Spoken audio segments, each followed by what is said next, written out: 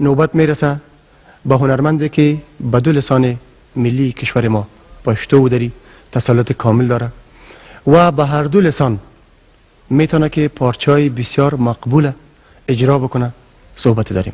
البته صحبت فشرده با نظرداشت وقت پروگرام هفت شهر هنر با حاجی محمد کامران پولی ما میجه تشریف دارن شیشتن و میخواییم که زلمای جان البته ستا په اجازه زه به هم خپل د مینې ډک سلامونه ګرانو لیدونکو ته وړاندې کړم او بیا به نن سره خبرې کوو. نو ټول به داسې فکر وکړي چې موږ همیشه حاجي کامران داسې لیدلی چې په تمثیلي پارچو کې کار کوي او ټول خندل. نو اوس داسې سنګین غوندې ناست یم او ته زما سره مصاحبه کوې نو بس شروع بکو. خدای وکړي چې ستا پوښتنې داسې ډېر سختې نه وي. نه سوالات بسیار زیاد ساده هم است برای که وقتی که آدم با شما میشینه جای افتخار است.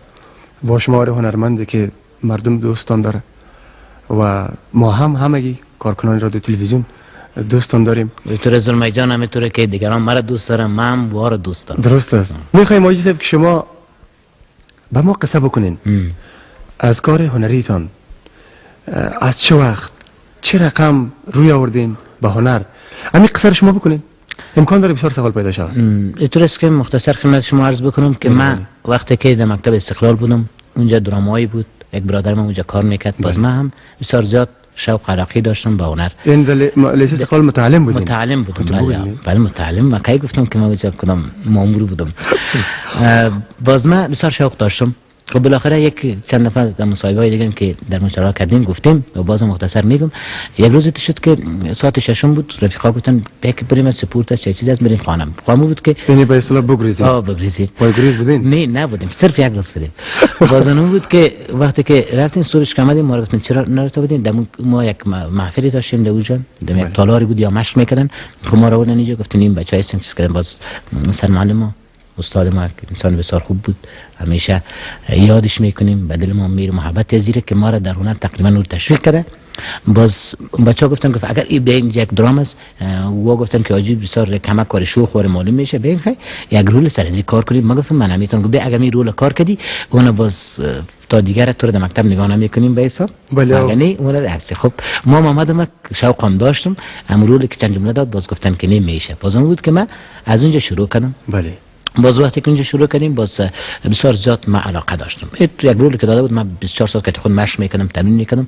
باز بالاخره همون سرمعلم سبکی بود یک روز برادر من گفت که این برادر تو اینقدر شوق داره گمانم که از مکتب نشو بالاخره ای از تئاتر و تمثیلی که پاشه. خب این سرمعلم صاحب نظر داد چون دید من بسیار زیاد علاقه دارم اما بسیار تشویق کردن. بعد از ما وقتی که مکتب استقلال بودم باز آمدیم در ریاست کلتور بود بخریم یعنی تقریبا 20 سال پیش. ثقافت بیشتر نه او وقت کلتور ثقافت. باز اونجا که آمدیم عریضه دادیم باز مرا گفتن بیایم اینجا چیز کنیم. اونجا محترم صادق صاحب بودن رفیق صادق. بله استاد رفیق صادق بودن و بعضی از دوستای دیگه بودن. باز اینا هم گفتن بیا برادرم اینجا کار کو. ما آمدم باز اونجا یک درام بود به نام دندانساز یک درام پشتو بود. وزیر ما کار کردم یک ماه. مکتب دیگه ماند؟ من مکتب میرفتم و هم میآمدم همین درام کار میکردم. سن چند بودین دیگه وقت؟ سن 8 بودم. خب باز اینجا مرا گفتن که بچه بیا شوق علاقه زیاد است اینجا تو رو مامور میگیریم.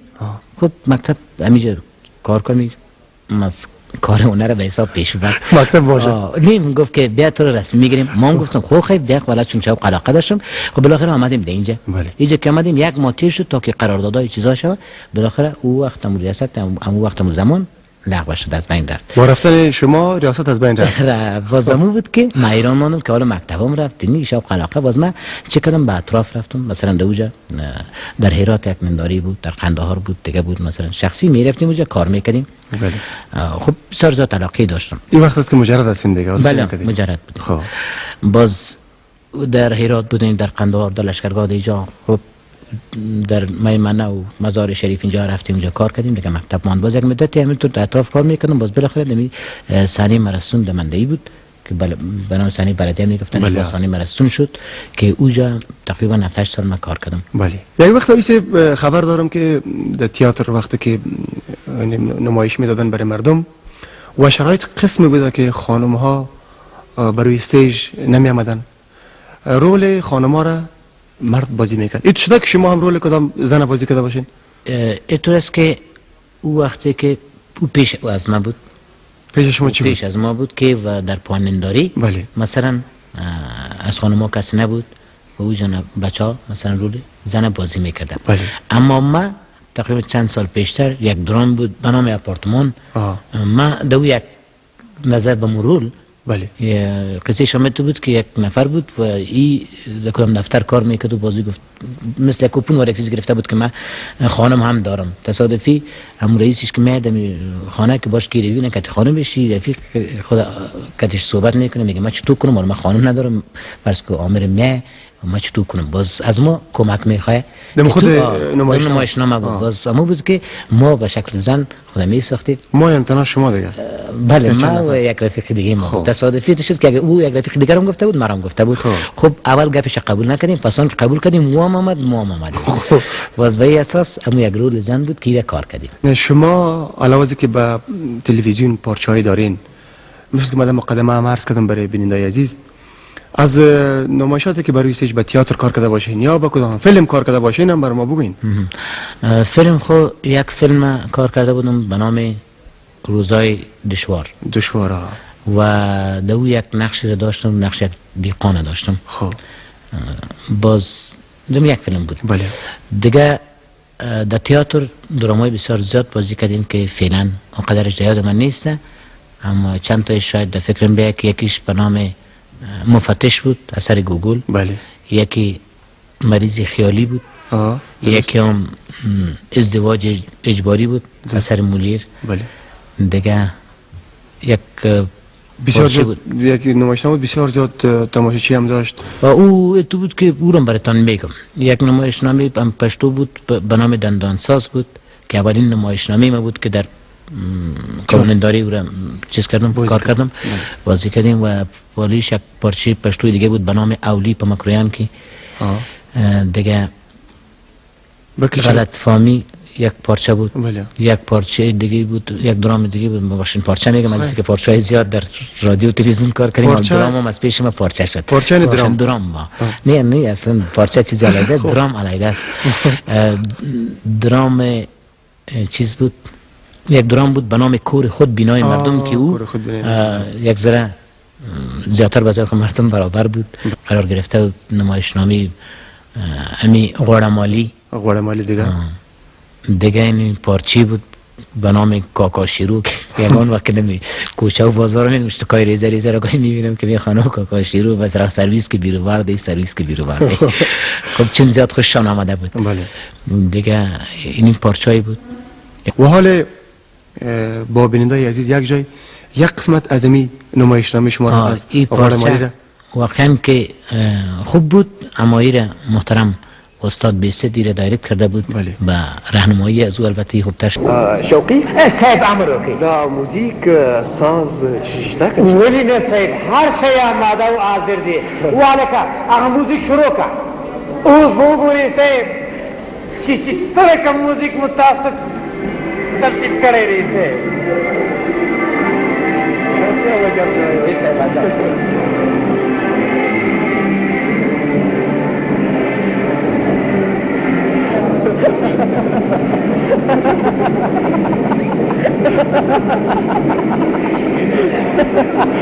تو شوقی صاحب خبر ته متوجه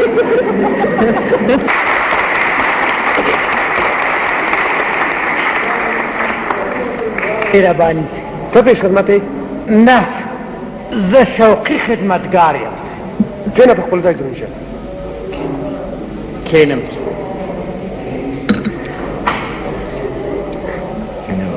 ښه امر صاحب د تګ وخت د ځو به نه ورو یو څو شیبې به کینه نه صاحب 4 بجې صاحب وړاندې انتظار دی کور کې صاحب ټول منتظر دي مهرباني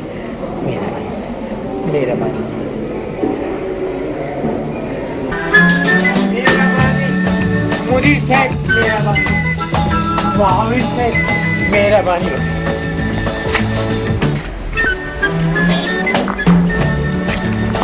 مدیر صاحب مهرباني واه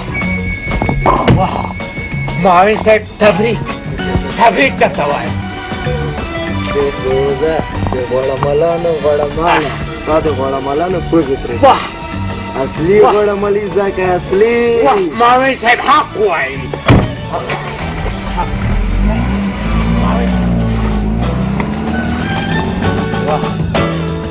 واه واه مدیر وم معاون شو او څو لحظې وروسته مامور شو او اوس پیاده